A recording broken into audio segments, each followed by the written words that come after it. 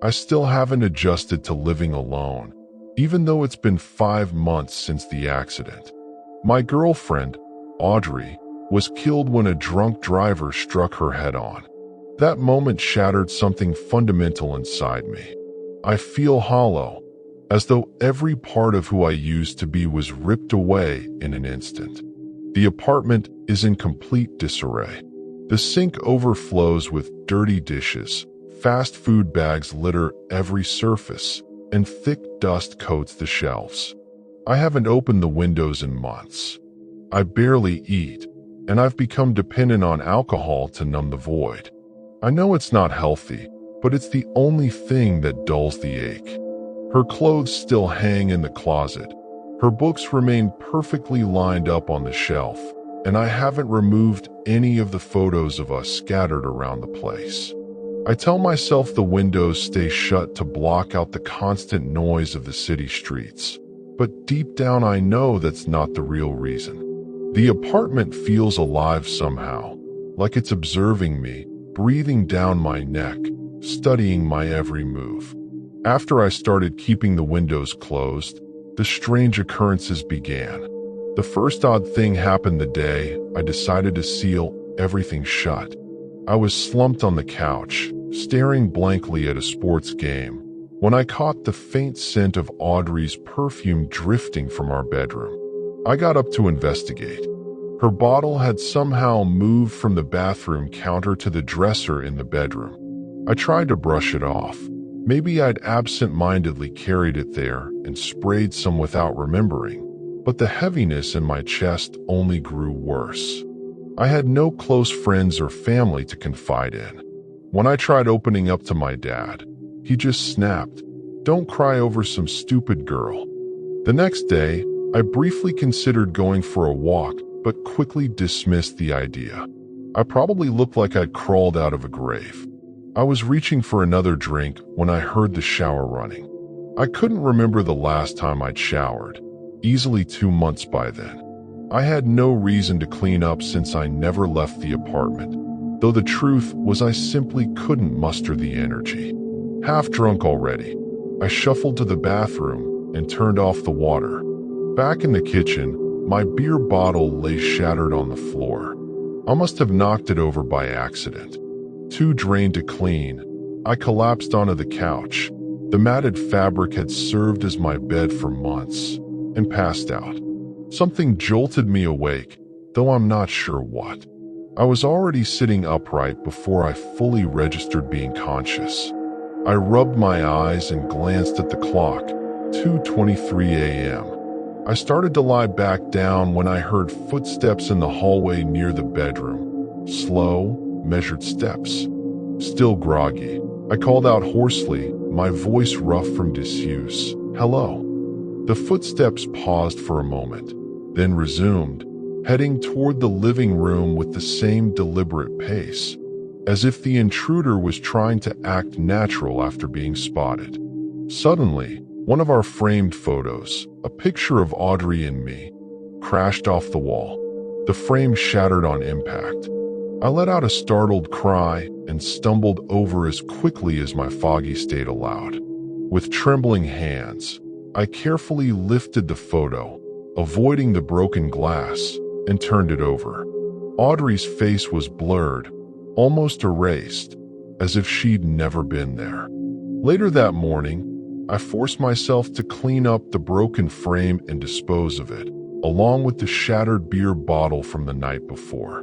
Afterward, I picked up Audrey's favorite mug, filled it with water, the first I'd drunk in months, and took a sip. It tasted incredible. I had no idea where the sudden burst of motivation came from, but it felt good. I set the mug on the table, and in an instant it flew off, smashing to pieces. "Audrey," I whispered, my voice trembling. I knelt slowly, gathering the shards, trying futilely to piece them back together. Eventually I gave up, left them on the table, and dragged myself to the bathroom. For the first time in about a month, I looked in the mirror. My hair was a greasy tangle, my beard and mustache wildly overgrown. I was too afraid to touch a razor. My face looked gaunt and lifeless, eyes bloodshot with deep, dark circles underneath. I let out a dry, bitter laugh. "God, you look ridiculous," I muttered to myself. Then I glanced at the shower.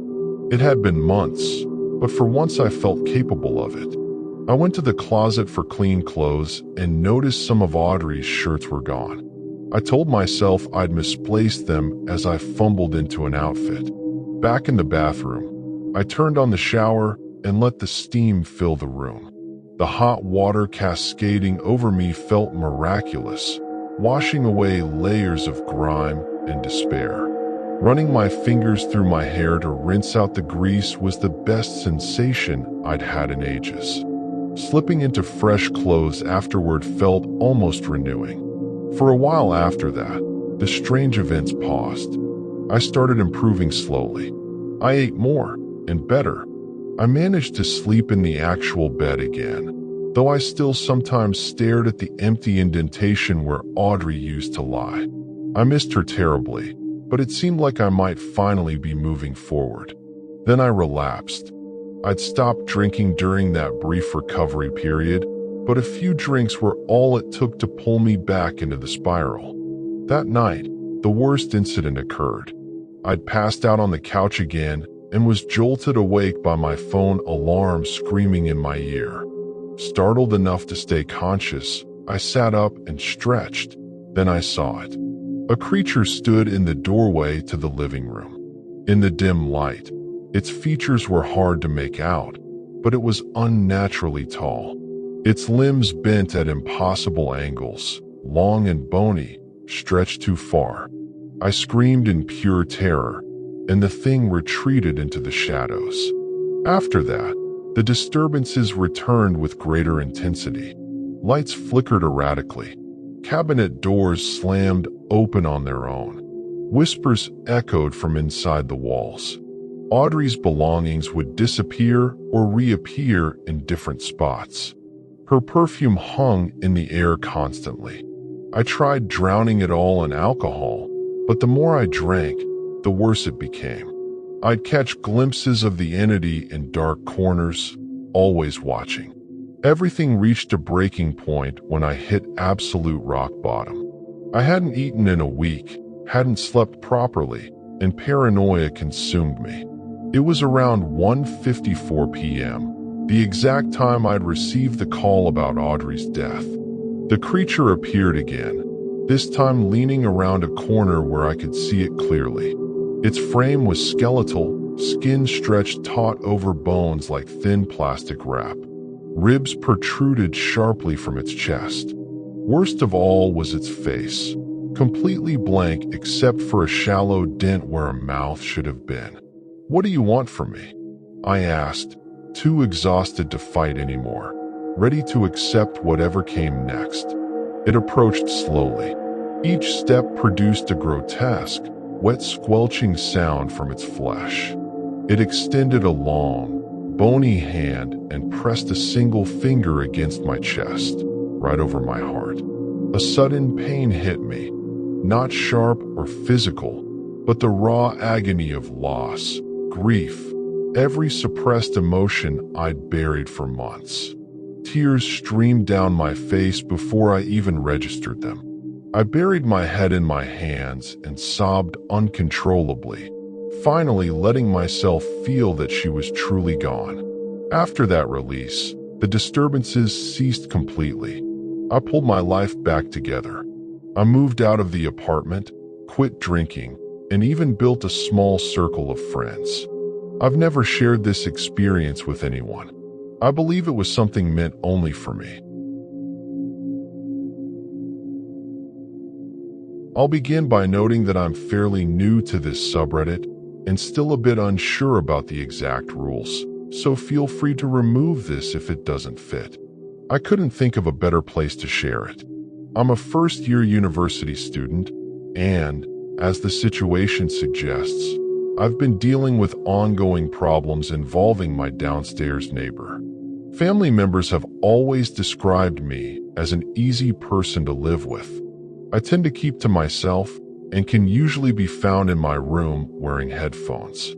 My mom used to joke that if she didn't occasionally spot me walking down the hallway to the shower or hear the stairs creak at 2 a.m. when I snuck to the kitchen for a snack after everyone else was asleep, she'd forget I even lived there. I assumed I'd be a decent, if shy, neighbor once I started university. In a somewhat unrelated note, there were no on-campus rooms available, so I had to pay extra for a studio in a private accommodation block about a 15-minute walk away. I'm normally very careful with money, but it's a proper studio with my own kitchen, so I decided it was worth the splurge for this one year. I didn't mind the lack of close neighbors.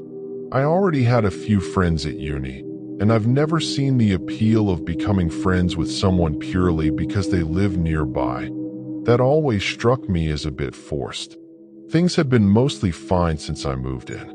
There were only minor annoyances, like occasional mold in the bathroom corners and the odd silverfish scurrying across the floor, until around November 15th. My boyfriend, Samuel, had come to stay for the weekend. We were lounging on my bed watching a film when someone knocked on the door.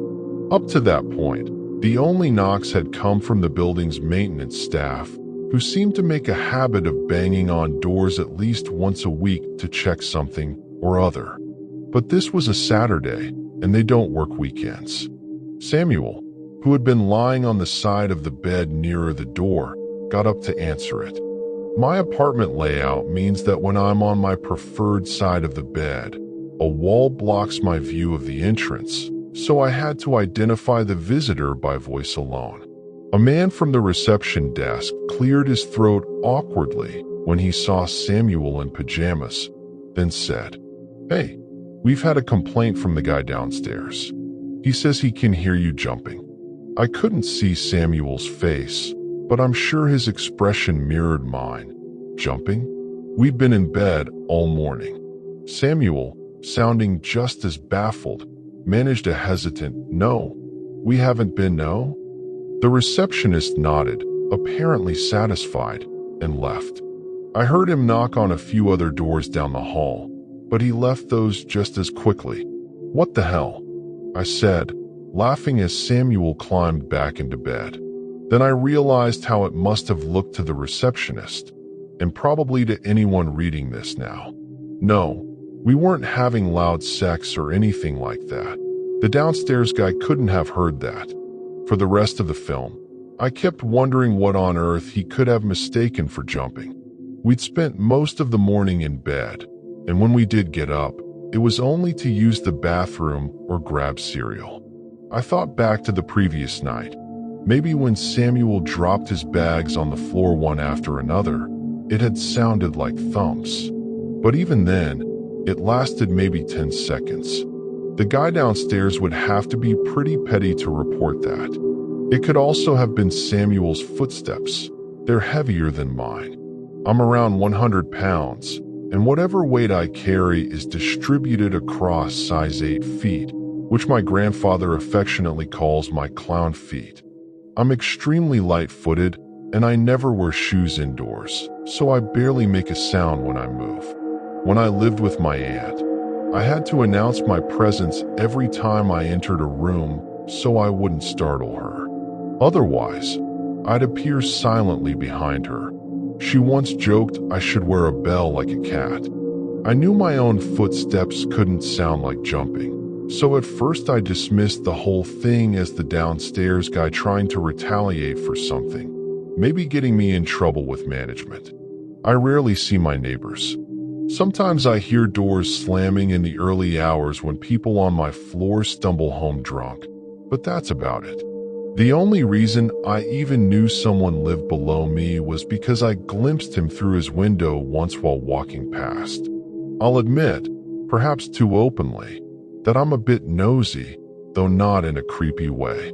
If someone's curtains are open, I'll usually glance in to see how they've decorated or what's on their TV.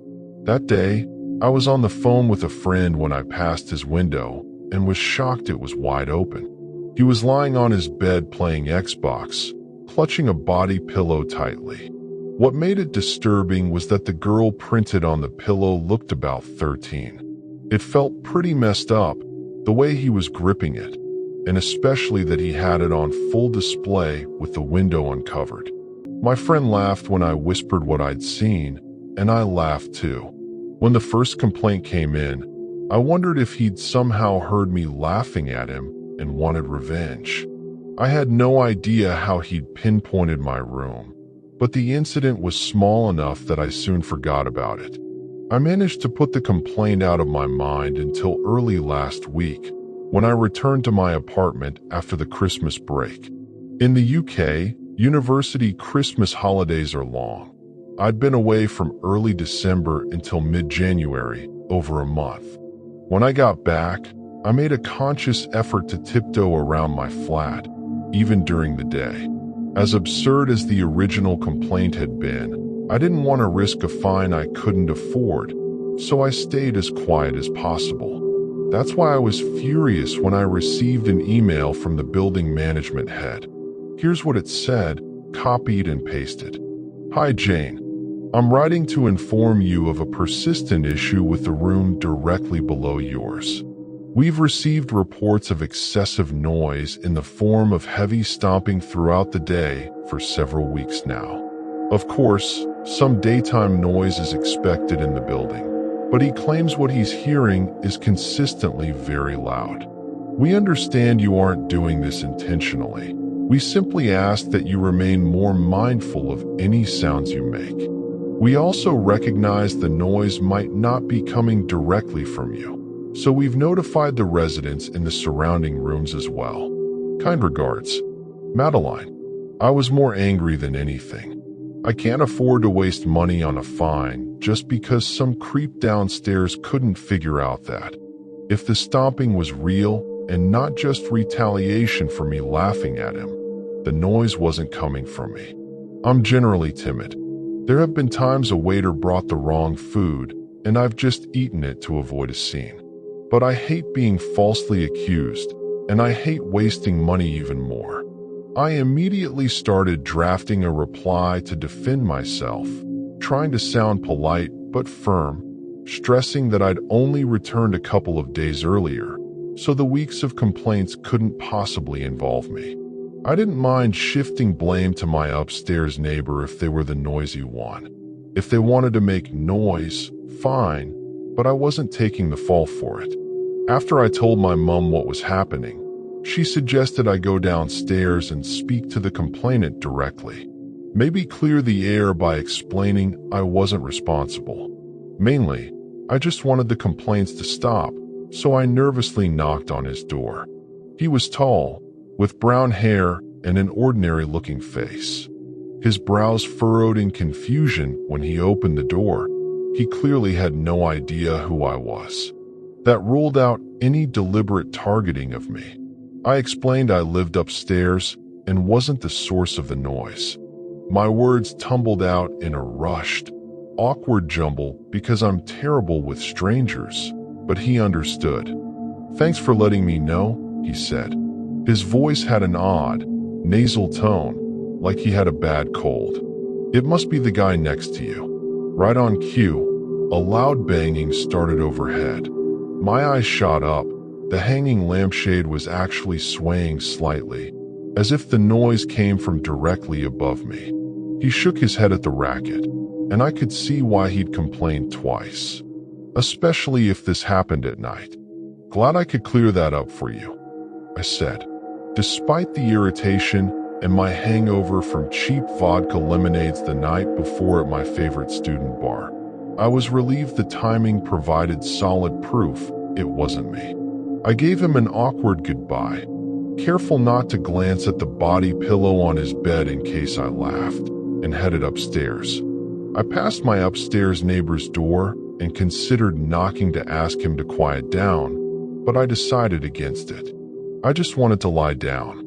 If he risked getting evicted, that was on him. Back at my door, I could still hear the stomping as clearly as I had downstairs. I pictured the guy next door in heavy combat boots, marching back and forth like a drill sergeant. There were no other signs of life from his room, No light under the door, no voices, just that relentless, repetitive banging vibrating through the floor. When I opened my own door, the noise stopped abruptly. Maybe he'd realized someone else could hear it now and quit. I even chuckled at the thought that he might have his own grudge against the downstairs guy and was stomping deliberately to annoy him. As long as it didn't bother me, I didn't care. Still, it puzzled me that this was the first time I'd heard the noise on my floor, even though the complaints had been going on for weeks. I figured it came down to differing uni schedules. I work part-time and have heavy contact hours, so I'm rarely in my studio long enough to notice what others are up to. I don't recall many details from that evening. I made dinner, probably pasta with some sauce. I'm no cook. Laid out my work uniform for an early shift the next day, maybe watched TV or read a bit, set my alarms, and went to bed. I fall into deep sleep easily on work nights. Past 11 p.m., I'm basically unconscious. My mom used to say I could sleep through a typhoon on a park bench. So I was confused when I woke at 2 a.m. No light came through the blinds. I rolled over groggily to check my phone. 2:48 a.m. weird. I turned back, annoyed that I had to be up in a few hours and it would take ages to fall asleep again. That's when the stomping resumed. Half asleep and furious at the guy next door, I raised my fist to bang on our shared wall and tell him to shut up. Before I could, my bathroom door creaked open. I recognized the sound instantly. One hinge is loose, and it makes a distinctive, groaning creak. Creepy during the day, utterly terrifying at night when you're alone and the only person in the apartment. It couldn't have opened by itself. The handle is heavy, there's no open window, and no draft. My stomach lurched like the drop on a roller coaster. My heart felt like it fell straight through me. I stopped breathing. I've never had sleep paralysis, but the rational part of my brain insisted that's what this was. I squeezed my eyes shut, stayed perfectly still, and prayed I'd wake up later drenched in sweat from the worst nightmare of my life.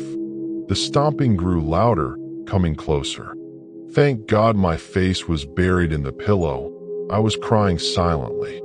From the weight of each step, whatever it was felt tall and impossibly heavy, as if its feet were weighed down with lead boots, dragging with every movement.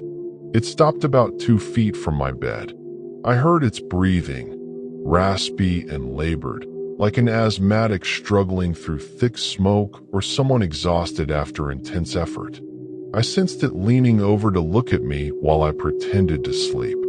A tiny part of me wanted to whip around, open my eyes, and force myself awake from what I desperately hoped was a dream. But I was too terrified to move. It straightened up. The heavy footsteps pounded again as it stomped toward my front door. I heard the door slam shut. Only then did I dare breathe. By that point, I was sobbing quietly, curled into a ball, clutching my pillow like a child, not far from losing control completely. I still hoped, prayed, it was all in my head. I didn't sleep the rest of the night. I stayed in bed until 10 the next morning, when I called my manager to say I was sick and there was no way I was coming in. I never drifted off again. I'm still not sure if I was truly awake or trapped in some half-state. It's been a few days now.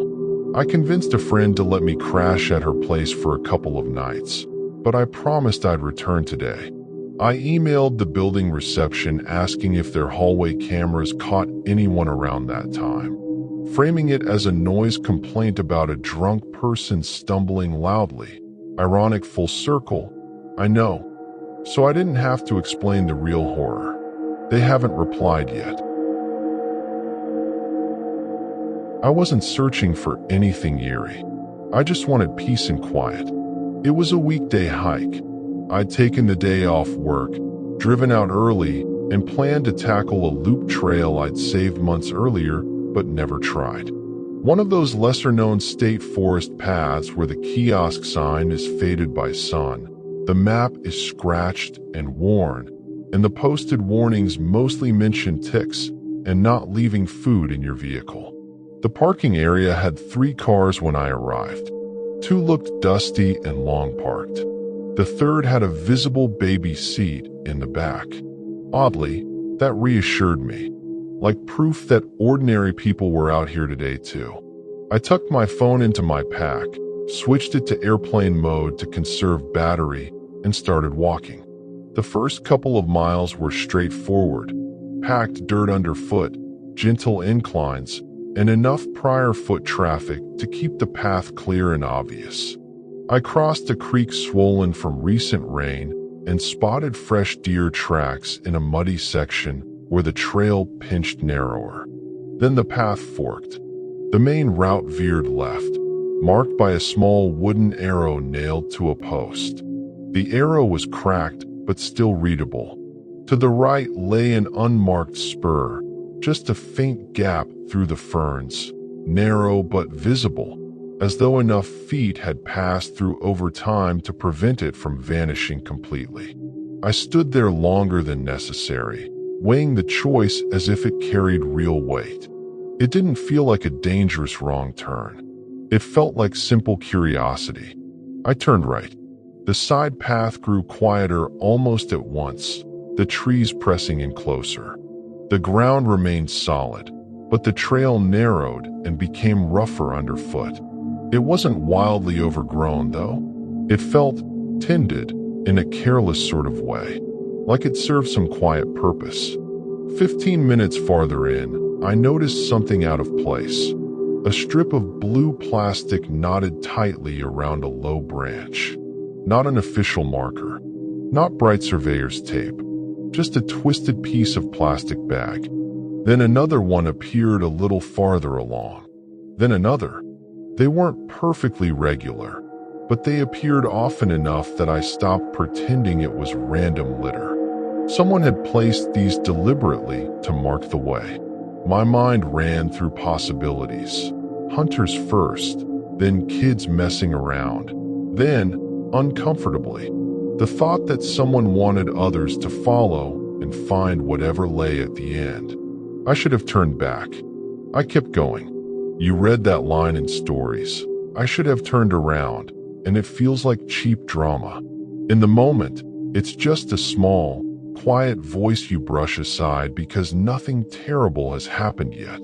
About a mile later, the trees parted into a modest clearing, and there it stood, a cabin, not charming or rustic, not some cozy weekend retreat. A low, squat, grayish box with a drooping roof, weather-split boards, and one window completely devoid of glass. The front door hung crooked in its frame, closed but misaligned, as though the building had shifted over time. It sat squarely in the middle of the open space, not concealed or overgrown, just positioned there, like the forest had deliberately cleared room for it. My initial reaction was dumb excitement, the look what I discovered thrill. The second reaction hit harder and colder, the unmistakable sense that I was not alone. It wasn't a noise or visible motion. It was the prickling certainty of being observed, the way you feel eyes on you when you enter a room and realize someone has been watching from the shadows all along. I lingered at the clearing's edge, scanning slowly. Trees, undergrowth, nothing obvious. No birds sang.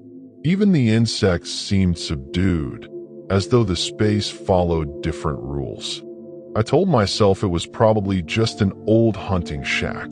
People build them all the time. I wasn't anything special. Then I noticed the footprints. Not mine. Bare human feet, medium-sized, pressed deeply into the dirt near the front step. Not crisp enough to count every toe, but distinct enough to recognize the shape. Multiple sets overlapped near the door and beneath the empty window, as though people had lingered there for some time. My mouth went dry. I should have left immediately, No hesitation, just retreat down the spur and pretend I'd never seen the place. Instead, I stepped closer because part of my mind still craved a rational explanation. I reached the front step. The wood groaned under my boot. I listened. Silence. I placed my hand on the door. It wasn't locked. That unsettled me more than a lock would have. I eased it open. The smell struck first. Stale timber, damp mildew, and an undercurrent of something sour and wrong for an empty structure. Not quite rot. More like old sweat mixed with wet animal fur. The interior was dim, lit only by the missing window and narrow cracks in the walls. Dust motes drifted in the thin beams like unwanted sparkle. One single room, a shattered table, a rusted stove, a bare cot frame. And the walls, they were covered in markings. Not casual graffiti or desperate messages from someone lost. These were intentional, obsessive, uneven lines of writing, some forming words, others devolving into repeated symbols my mind couldn't parse, like language that had fractured midway. Effigies hung from the ceiling beams, bundles of sticks bound with twine and rags, some woven with strands of hair, some decorated with small bones, possibly bird, tied at the center like crude pendants. They swayed gently in the faint draft. I didn't venture far inside. I hovered near the threshold, half in and half out, muscles coiled to bolt. I scanned the nearest wall. One phrase repeated in a clearer, more controlled script. Stay quiet. Stay quiet. Stay quiet. Beneath it, gouged deeper as though in fury. They hear you thinking. My stomach twisted slowly. The idea was absurd. Impossible. Yet it still sent ice through my veins. I reached for my phone. No signal, of course. Airplane mode still active. I switched it off anyway out of habit. The screen glowed brightly. Too bright for that dim space, like shining a light into someone's uneasy sleep. A sound drifted in from outside. Not footsteps. Not snapping twigs. A soft, rhythmic clicking, like teeth tapping together. I froze and strained to listen. It came again, closer, then stopped. My mouth turned to sand. I realized I'd been holding my breath and exhaled as quietly as possible. Something dragged slowly along the outer wall, a broad scrape, like an open palm sliding across wood. Then a whisper, so faint I doubted it at first.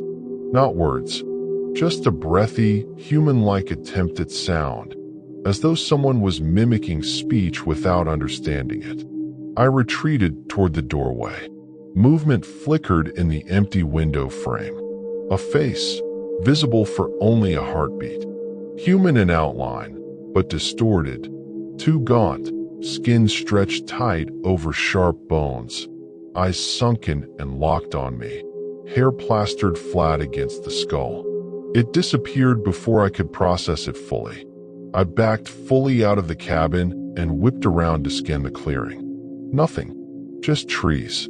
Then, behind me, the effigies inside shifted as though something had passed through the room.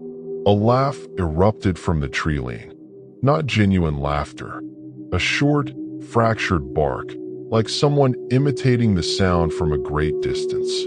My pulse slammed in my ears. "Hello," I called out, instantly regretting the noise. My voice rang too loudly. The forest fell silent. Then the cabin door shifted, not swinging shut. Something pressed against it from the inside, slowly, intentionally. The wood bowed outward slightly, groaning in protest. My skin crawled. I hadn't gone deep enough inside for anyone to sneak past me. Unless they'd already been waiting in there. Unless they'd been perfectly still. I stepped back, hands raised uselessly. The door creaked again, then burst open. A figure lunged out low and fast, nearly on all fours. Naked from the waist up, caked in filth, ribs stark under grimy skin mottled with old bruises. The mouth stretched in a wide, joyless grin, teeth bared. Hands black with dirt, nails long and jagged. They didn't pause. They reached for me like I was prey. I shoved back hard and staggered away. My boot snagged the step. Pain lanced through my ankle. The figure growled, a wet, coughing sound. Another shape appeared behind it. Then another. 3, perhaps 4. They emerged from the cabin and the surrounding trees simultaneously, as though they'd been stationed in wait. Feral humans. That was the only description that fit. People who had lived in some broken way for far too long. Not noble savages, but humans unraveled by whatever had claimed them. One darted forward and seized my pack strap. I swung the pack off my shoulder and yanked with all my weight. They clung on. Their face hovered inches from mine, eyes wide, unblinking, breath reeking of decay and something metallic. I screamed and drove my elbow into their jaw. It landed with a solid crack. They recoiled, hissing. I ran for the spur trail. 10 steps in, something slammed into me from the side. We crashed to the ground. Dirt and pine needles filled my mouth. Hands clawed at me, nails raking my arms and neck. I kicked wildly, thrashed, fought for leverage. I rolled free, scrambled upright, and staggered toward the cabin because the trail ahead was blocked by shifting shapes. They didn't pursue like predators in films, no shrieking charge. They herded, cutting off angles, moving silently except for those soft clicks and breathy exhales. Like they had practice. I reached the cabin door and lurched inside, for walls suddenly seeming safer than open forest. The stench enveloped me again. The wall writings felt alive now, watching. I slammed the door and braced my shoulder against it. For half a second, I believed I'd gained time. Then fingers wormed through a gap near the frame. Someone outside forced their hand in, groping for the latch. I backed away, chest heaving, eyes darting. The stove, rusted, old, but with a neat stack of kindling beside it. Nearby, an unlabeled plastic jug sat on the floor, filled with cloudy liquid. My mind didn't finish the thought. It simply seized on fire. The cabin was tinder dry, aged wood, scattered paper, twine-wrapped effigies. If I could ignite it, the flames might drive them back long enough for escape. I snatched the jug, unscrewed the cap. The sharp smell confirmed it. Gasoline, or close enough. My hands trembled. I spilled some immediately, soaking my boots. I didn't stop. I sloshed it in a messy line across the floor, toward the stove, along the walls, beneath the dangling effigies. The liquid seeped into the boards. The door rattled as they shoved harder from outside. A head appeared in the broken window, mouth gaping in what looked like a smile, eyes black, teeth discolored. I fumbled the lighter from my pocket with shaking fingers. Flick. Nothing. Flick again. Flame. I lowered it toward the gasoline trail. A hand shot through the window and clamped around my wrist. The grip was iron, fingers like twisted cord. I twisted violently and pulled. Nails raked my skin. Pain flared. The hand refused to release. Then a mouth lunged through the opening, teeth flashing, and bit down on my right hand. I screamed. White-hot agony raced up my arm. Pressure. A wet, tearing sensation. They didn't let go until they had what they wanted. When they withdrew, my ring finger was gone, bitten clean through. Blood streamed steadily from the stump, splashing onto the floor. I stared for a frozen instant, brain refusing to accept the altered shape of my hand. Then instinct surged back. I jammed the lighter against the gasoline line. Flame raced along the trail instantly, hungry and alive. Heat exploded upward. Smoke billowed thick and fast. The figure at the window shrieked, a high, animal sound, and jerked away. The door hammered again, frantic now.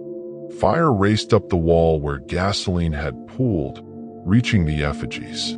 Twine crackled. One bundle dropped and blazed brightly, hair singeing with a nauseating stench. I coughed, eyes stinging, throat closing. Smoke filled the room too quickly. The only exit was the broken window. I shoved the broken table against the wall beneath it, using it as a makeshift step. The sill sat higher than it appeared from outside. Behind me, the door finally splintered inward. One of them stumbled through, face illuminated orange by the spreading flames. They paused for half a heartbeat, staring at the fire as though it confused them. Then they spotted me. The clicking resumed, rapid, eager teeth. I scrambled onto the table and hurled myself through the window. The frame tore at my clothes. Splinters dug into my side. I hit the ground outside, rolled, and landed hard on my shoulder. Pain bloomed. I tasted blood from biting my tongue. I staggered up and ran. Not directly for the spur. I couldn't see it clearly through smoke, trees, and panic. I fled toward any opening that seemed to lead away. Behind me, the cabin roared as the fire fully took hold. Flames burst from the window like a living thing. Smoke poured into the canopy.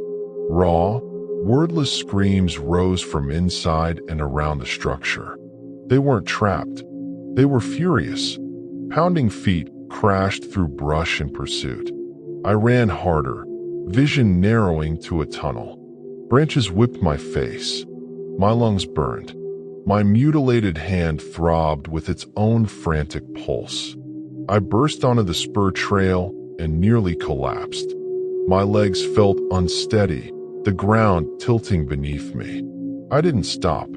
I followed the blue plastic strips like they were the only thing tethering me to safety, because now they were. Behind me, the clicking echoed again, fainter now.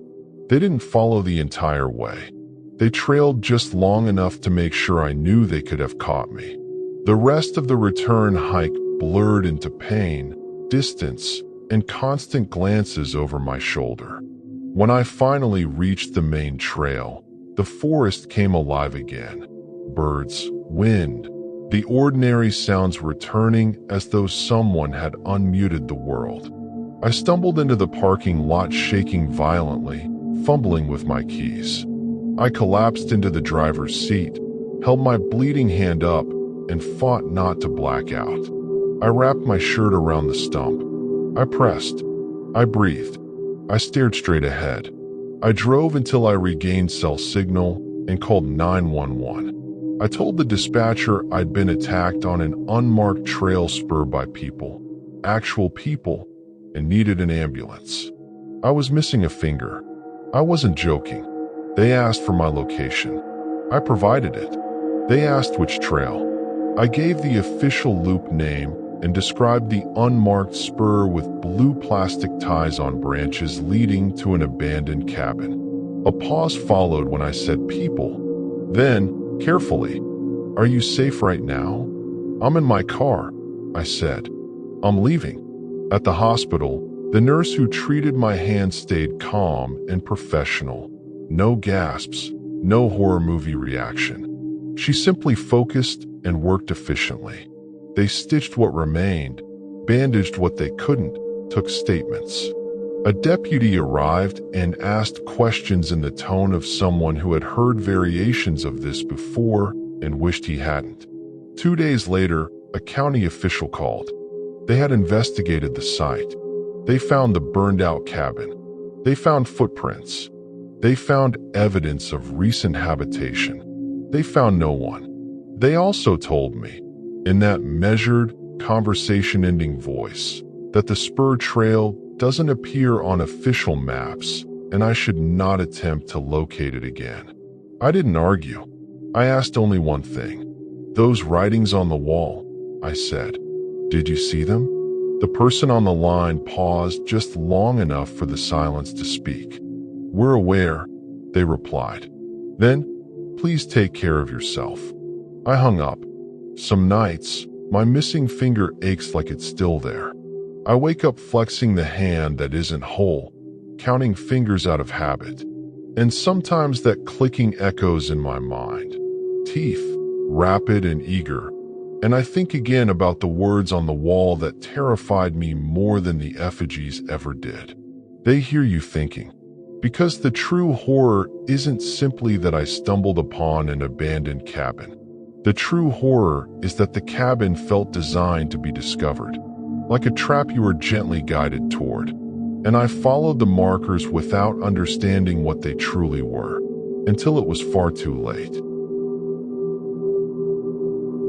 I never told anyone how far I planned to go that day. That's the detail I keep coming back to. Like admitting it aloud would explain why no one started worrying until the sun had already dropped behind the ridges. I just sent my brother a quick text, heading out early. Should be back by afternoon. No location pin. No ridge name. No, if I don't reply, send help. I'd been hunting these mountains since I was a boy. I figured I didn't need the backup. Besides, I'd grown up hearing the stories. Everyone around here has. They're as familiar as black ice on back roads or copperheads under logs. Things you respect more than you truly believe in. Don't whistle after dark. Don't follow a voice calling from off the trail. If you see a white deer, just let it walk away. Most folks say that last one with a half smile, like they're ribbing you for being superstitious. The old-timers don't smile. They say it the way they'd warn you about a hidden sinkhole. I went anyway. It was the first Sunday in December, the kind of raw, penetrating damp cold the Appalachians do so well.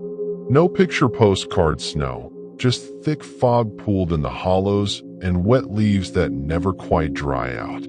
I parked at a gravel pull-off along Forest Service Road 83. The road was chewed up by logging trucks, and the faded brown trailhead sign had a sticker plastered across it in bold black letters. Hell is real. Someone's idea of a joke. I shouldered my pack, checked my headlamp, and stepped into the pre-dawn dark. I carried the same .308 I'd owned since I was 19. Nothing fancy, just a rifle I trusted completely. In my pack, a cat tourniquet, quick clot gauze, athletic tape, an unopened Mylar blanket, 2 game bags, a basic GPS with breadcrumb tracking, and a knife I'd sharpened the night before while half watching a football game. I'd prepared like I always did. That's what makes the whole thing so hard to live with. About 2 miles in, the sky began to lighten, not beautifully, just shifting from solid black to dull charcoal. The ridge I was climbing rose like a narrow backbone, dropping steeply on both sides. Dead leaves made the footing slick. I grabbed saplings to keep from sliding downhill. I moved deliberately slow. I didn't want to work up a sweat only to freeze in it.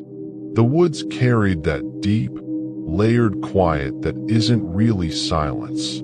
Distant owls, a squirrel rustling branches, water sliding over stone somewhere below. Sounds you tune out because they've been the background of your whole life. Then I saw it, not dramatically stepping into a clearing, just a pale shape framed between 2 hemlocks, partially screened by mountain laurel. At first glance, I thought it was a downed birch trunk. Then it raised its head, and recognition hit. A deer, a buck, white. Not pale gray or off-white, bone white, sheet white. It stood motionless long enough for me to count the antler points. 8, maybe 10, and a sharp, stupid thrill of adrenaline surged through me. The kind only a hunter feels when something extraordinary steps into range. I remember wondering, is it even legal? I hadn't memorized regulations for albinos. Who does? My mind immediately started rationalizing. A deer is a deer. It's not like I'm poaching an eagle. I eased the rifle to my shoulder, braced against an oak trunk, and settled the crosshairs. The buck was angled slightly away, head lowered, nosing through leaves.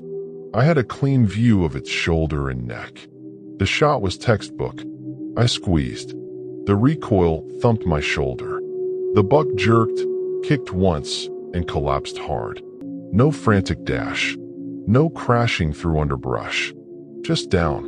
I stood still in the sudden hush that always follows a shot, listening for any follow-up sound. Something running, something dying out of sight. Nothing. I approached slowly, rifle still shouldered. Old habits save lives. The fog hung thicker down where it fell. Cold moisture glistened on my sleeves, on the laurel, on the buck's hide. Up close, its white coat already looked darkened in patches, slick and stained, as though the forest were reclaiming it before I could even claim my prize. I smelled the sharp metallic tang of blood before I saw the wound. It lay on its side, positioned almost neatly. The visible eye was open. That eye is what haunts me most. Not red like people claim albinos have. Not glowing. Not otherworldly. Just cloudy, milky, like advanced cataracts. The lashes were pale, nearly transparent. It made the animal look ancient, diseased, somehow wrong. I knelt and placed my hand on its neck out of reflex. Heat was fading fast. The fur felt oddly thin, not patchy, just less dense than it should have been for December. I should have stopped right there. I should have trusted the unease crawling up my spine. Instead, I did what I'd come to do. I rolled the body slightly and began field dressing. You don't need the graphic details. Just know this. When I opened the cavity, the smell was wrong. Not the familiar warm, musky odor of fresh guts.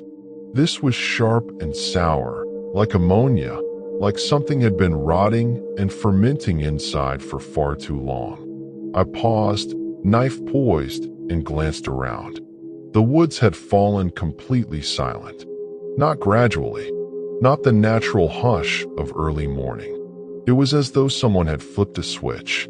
No squirrels, no water, no small rustles.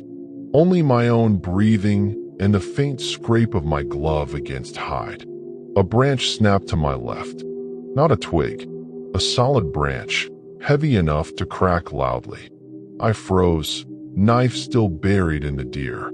I waited. Nothing moved. No deer fleeing.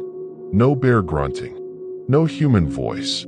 Just fog drifting between trunks. Then another snap. Farther back, same direction. A deliberate step that didn't bother hiding itself. My pulse climbed. My brain tried to rationalize, the way it always does to keep panic at bay. Another hunter. A bear. You're just keyed up. I withdrew the knife and stood, slinging the rifle back to my shoulder. Safety off. I called out, "Hey." My voice died flat against the fog. No echo, no carry. No reply. I looked down at the buck, at the open cavity and that unnatural chemical stench, then back at the trees. I made a decision that felt foolish even then and feels idiotic now. Hurry up, finish, get out.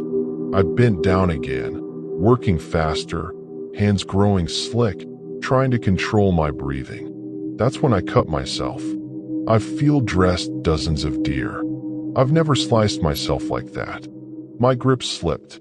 The blade slid across the heel of my palm, not deep enough to sever anything vital, but enough to open a clean line. Blood welled instantly, warm and dark against my glove. It stung sharply, the kind of clean pain that flips your stomach. Jesus, I hissed, clenching my fist. The moment my blood hit the leaves, the woods answered. A wet click. Not a bird. Not a squirrel. Not a twig. A deliberate, wet click, like a tongue tapping the roof of a mouth. It came from behind me. I spun, rifle raised. Fog. Trunks. Laurel. Nothing. Another click. Closer. My skin prickled. Every hair under my cap stood on end.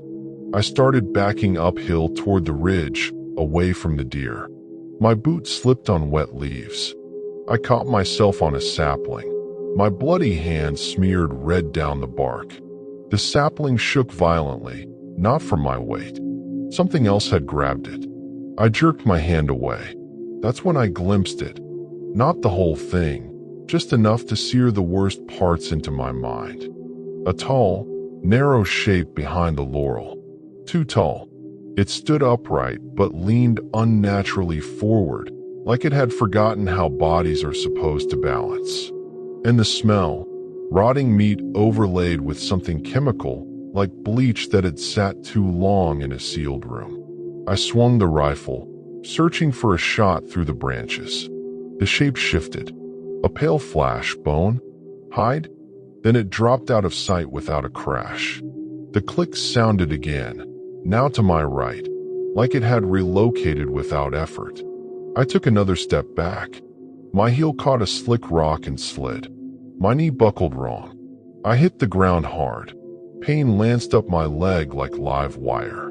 I bit down on any noise. Screaming in these woods felt like giving permission. My ankle burned. I tried to stand. It collapsed immediately. Hot, nauseating pain that screamed sprain at minimum. The fog in front of me stirred. Not the trees, just the mist, parting as though something large had passed through. Click.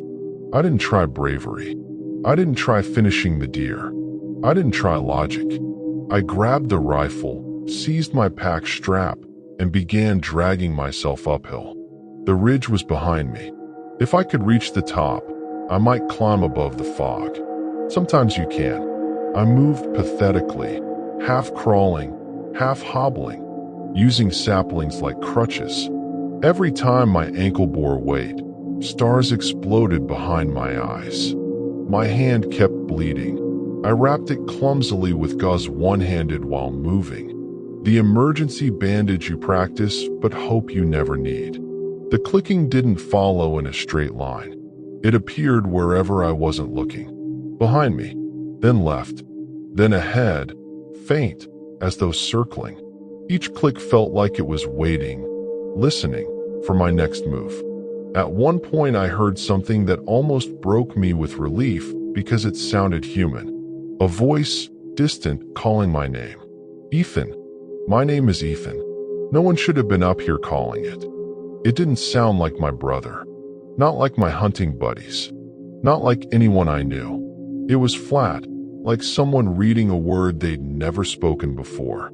Ethan. It came from downslope, back toward the white deer. I didn't answer. I kept climbing. The ridge felt steeper than memory.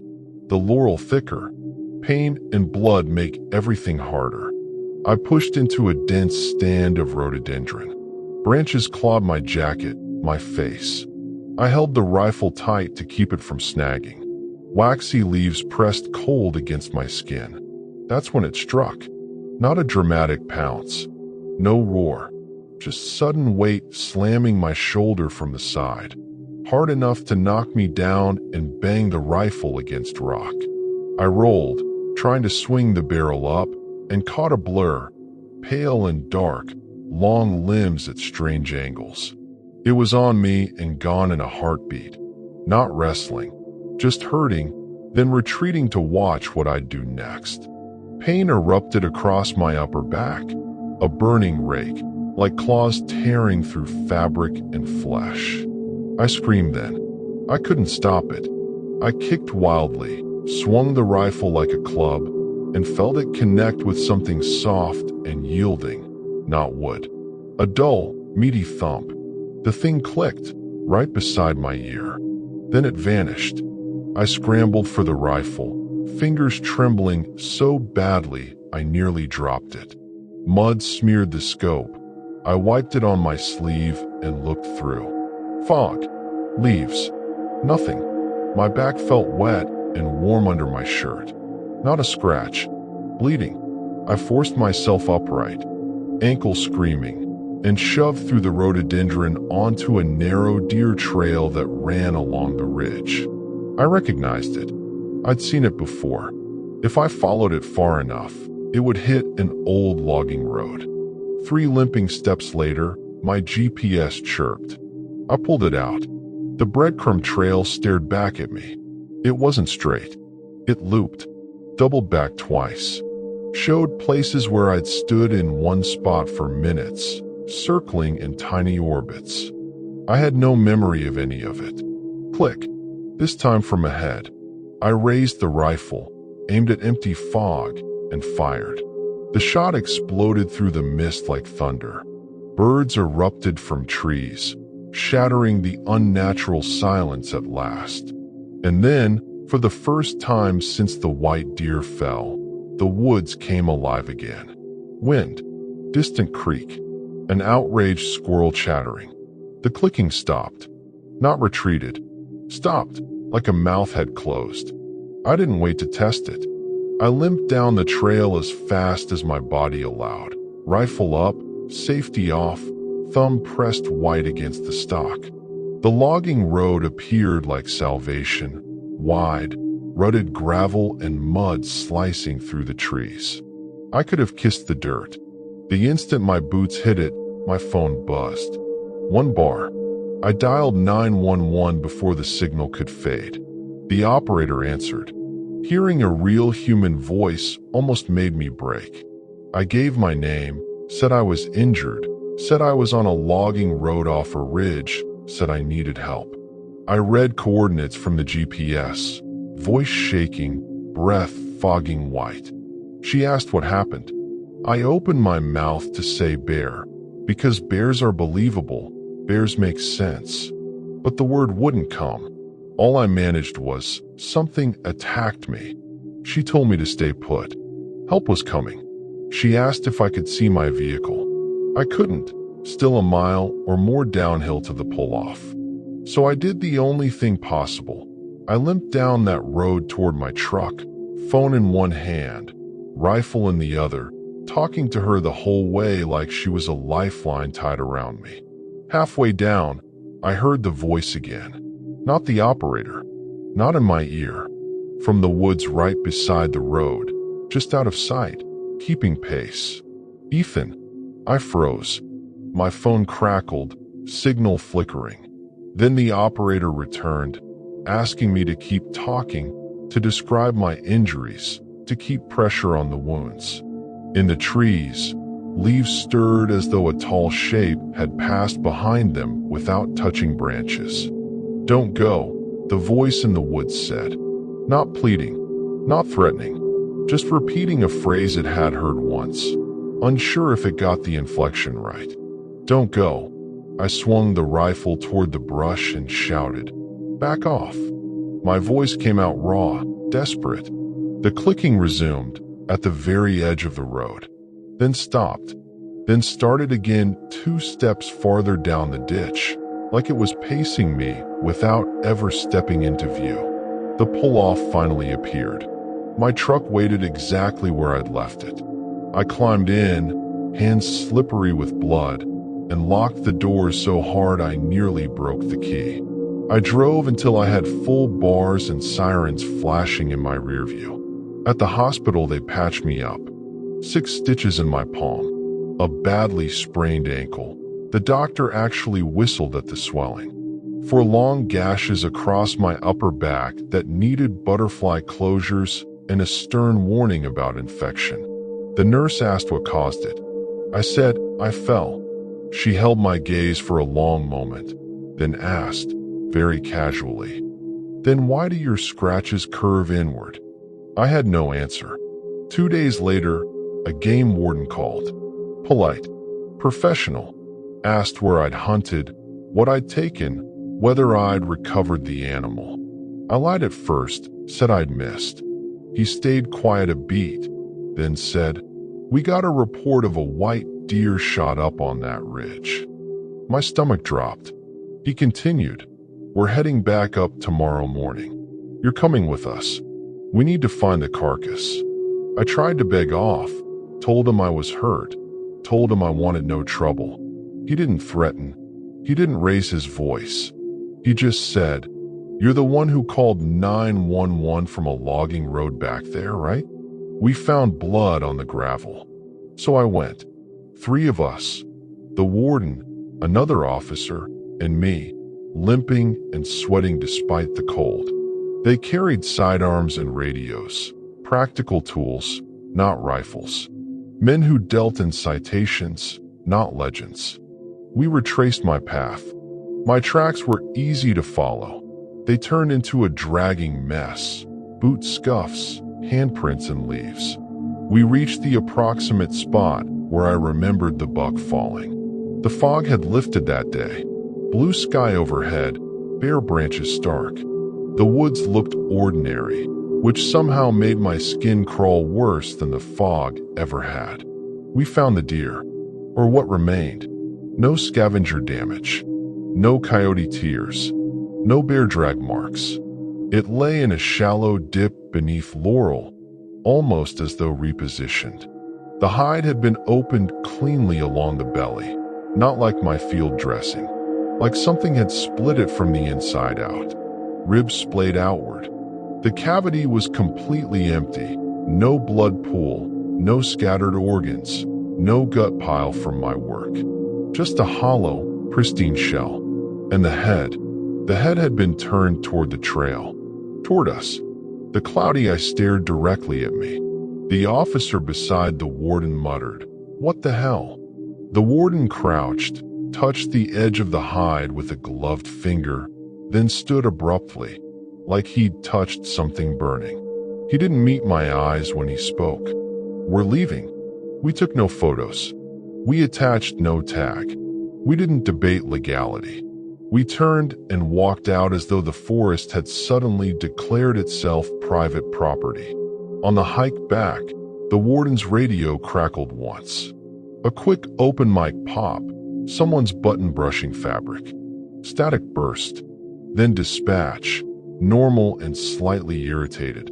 "Unit 12, you're keyed up." And underneath, faint, bleeding through on the same frequency for half a second. "Ethan." Not loud, not ghostly, just a flat syllable riding the static, like someone else had keyed their mic at the exact same moment. The warden stopped walking. He stared at the radio like it had sprouted fangs. He keyed his own mic, "Dispatch, repeat last transmission." Dispatch sounded puzzled. "Unit 12, I didn't transmit, Ethan. Are you with someone?" The other officer glanced at me like he was trying to decide if I was playing a trick. The warden said nothing more. He switched the radio off. We didn't speak again until we reached the trucks. He wrote no ticket. He never mentioned the deer again. Before climbing into his vehicle, he finally looked me in the eye and said, "If you ever see one like that again." He didn't finish. He didn't need to. I haven't hunted since. I tell people it's the ankle, still gives me trouble. I tell them I don't have time anymore. I tell them meat's too expensive to bother. The truth is simpler. Every so often, when I'm alone, when the house is quiet, the heater kicks on, and the vents tick as they warm, I hear that wet, deliberate clicking in the dark hallway outside my bedroom door. And the worst part? My dog hears it too. He lifts his head, ears pinned back, eyes locked on the doorway, and he won't move until the sound stops. If you hunt the Appalachians and you ever see a white deer, do yourself a favor. Let it walk. Some things don't belong to you, even if you can kill them.